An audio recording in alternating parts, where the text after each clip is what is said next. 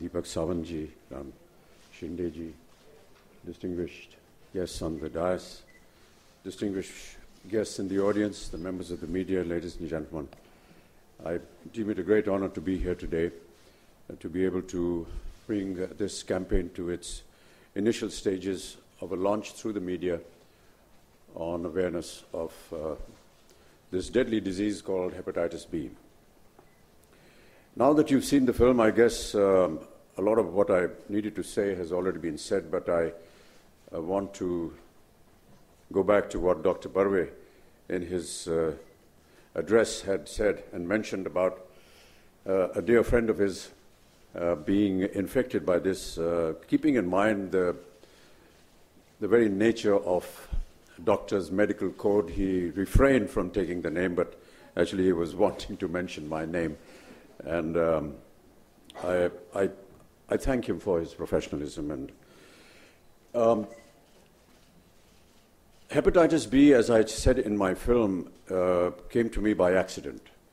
During the time of my accident in Coolie in 1982, there were about 200 donors whose blood was taken to be infused into me. And the Australian antigen hepatitis B had just perhaps 3 months ago been detected worldwide, and it was very new, and perhaps it was new for being detected also amongst various tests that were needed to be carried out before giving somebody blood. And therefore, one of the donors was carrying the hepatitis B virus, which went into my system. I continued to function as normally as I would, and in the year 2000, after 1982, in the year 2000, almost 18 years after that event, through a very normal and regular medical checkup that Dr. Barve, who's our family physician, and me went through, we discovered that indeed my liver had been infected and that I had lost 75% of my liver. So if I stand in front of you today, you're looking at a person who is surviving only on 25% of his liver. That's the bad part. The good part is that you can survive with even perhaps 12% of your liver. But really, no one wants to get into that kind of a condition. The important thing is that it's a very frightening phrase to use on somebody when you say that he's suffering from cirrhosis of liver, because cirrhosis of liver is normally associated with alcohol. I am a non-alcoholic.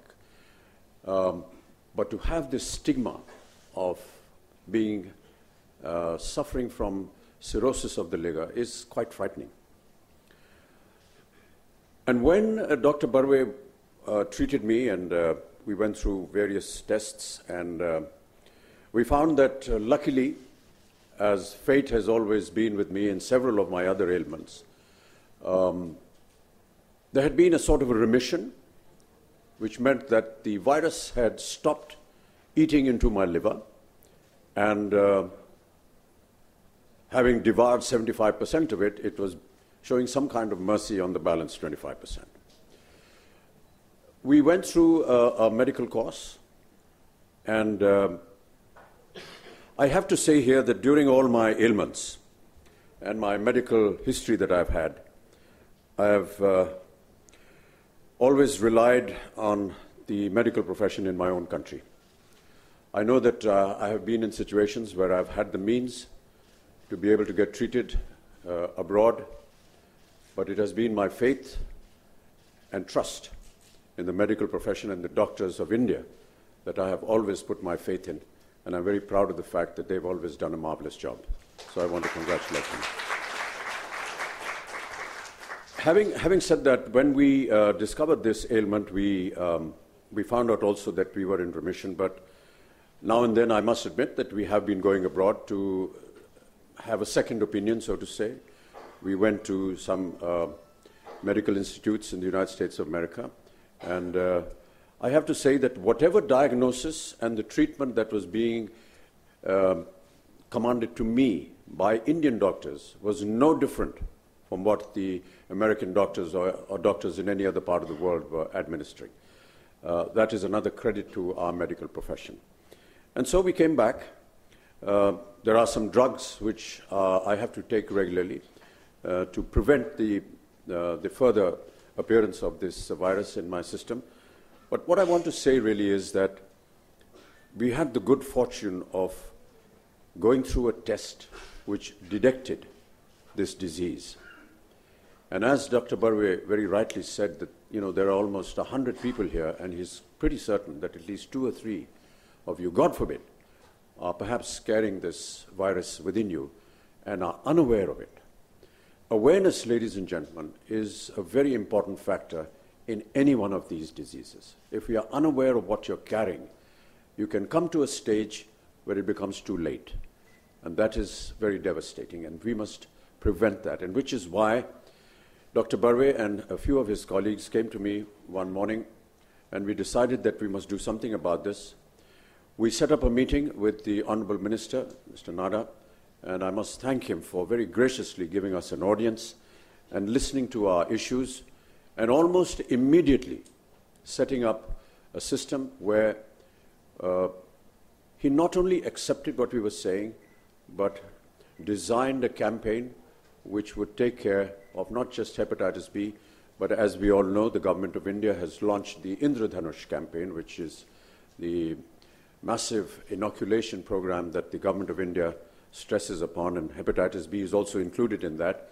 So I want to really thank you, sir, for having taken our little plea to you and having put it into practice. I want to say that during the time when we worked for polio under UNICEF, it took us almost 8 years to get India completely free of polio. Today, India is polio-free, and it took us 8 years for this campaign to succeed. We went through many struggles, we went through many problems. I hope that we don't take the same amount of time for hepatitis B or for tuberculosis, which I work for. But really the point to make here is that some initiative has to be taken.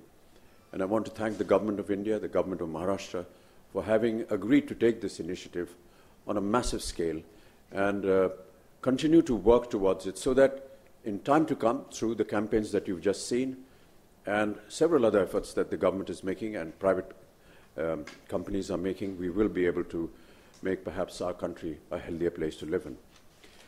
When we talk about detection, when we talk about finding out whether any of you is carrying this disease, the one person that I really want to acknowledge are the workers that will go out into the fields to actually carry out this job.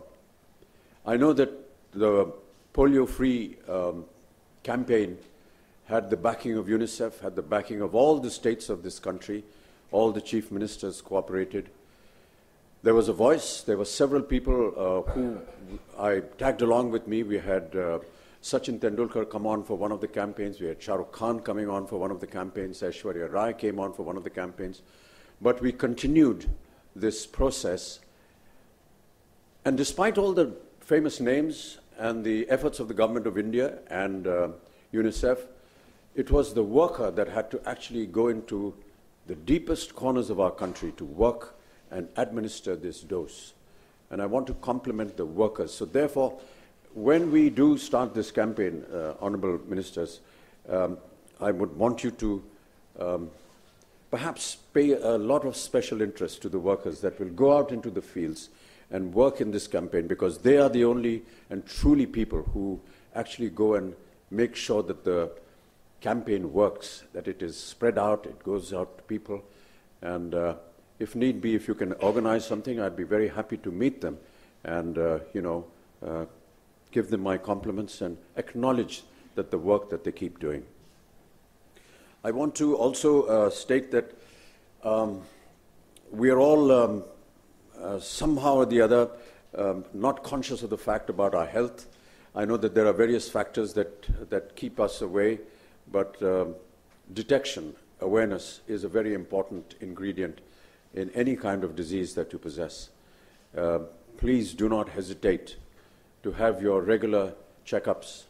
There are now various facilities available through hepatitis B, through tuberculosis, and the Honourable Minister, Shri Deepak Sawant, has just informed me while we were sitting in the ante-room about malnutrition. And sir, I want to commit myself to this very noble cause that you're starting, and say that if you need my face and if you need my voice to propagate this campaign, I shall be more than happy to join you and see what we can do towards this very important matter.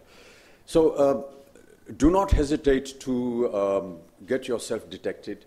I also promote diabetes through Mr. Keith Vaz, who is a Member of Parliament in the House of Commons in the United Kingdom, and we've done several inaugurations of vans which go out into interiors of India, and of course in the United Kingdom, detecting people of diabetes. It's just a very small little test, but that's the point that we need to stress. It's no point coming after you've been actually diagnosed with the disease and reached a stage where perhaps there is no way to come back.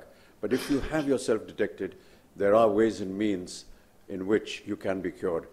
One of the leading examples is right now talking to you. I was detected in time.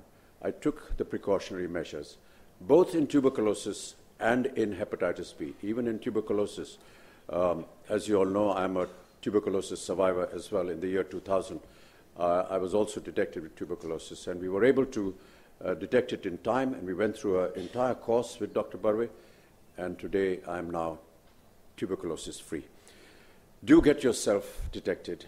Please, with folded hands to the media, to propagate this message across, and this is why we're having a special conference today, so that you're able to propagate this campaign to as many people as possible.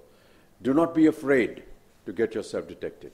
It's better to be in the knowledge of the fact that you are carrying some deadly virus and have a treatment for it than to ignore it and then perhaps, God forbid, face a bad finality. Thank you so much, ladies and gentlemen, and thank you so much for the very kind words that the speakers before me have been saying. But really, this is something extremely close to my heart, primarily because I feel that I need to tell the people that if it can happen to me, it can happen to anybody. And that is, I'm speaking out of great immodesty here, I know, but I just feel that if there is a face and a voice to something like this, and if that face and voice is also a sufferer, then it makes our communication a lot easier. Thank you so much.